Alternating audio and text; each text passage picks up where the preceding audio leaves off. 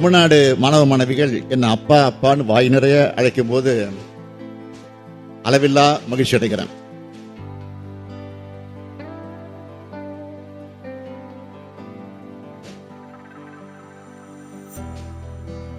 ஏன்னா இந்த பாச உணர்வு தான் முக்கியம்.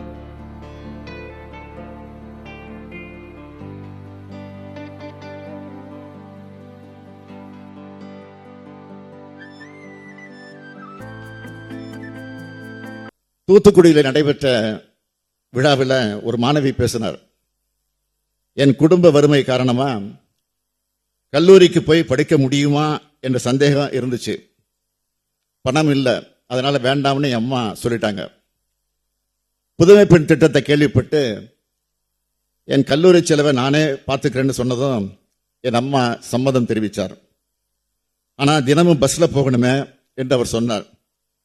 அதுக்குத்தான் விடியல் பயன் இருக்கேன்னு நான் சொன்னேன். ஆக 2 திட்டங்களையும் பயன்படுத்தி கொண்டு இன்னைக்கு நான் படிச்சுட்டு வரேன். அந்த மாணவி சொன்ன சொற்கள் தான் விடியலுக்கான சாட்சி.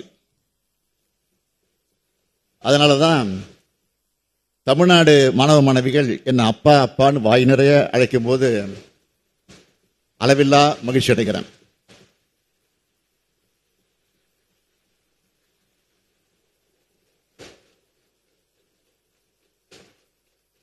ஏன்னா இந்த பாச உணர்வு தான் முக்கியம்.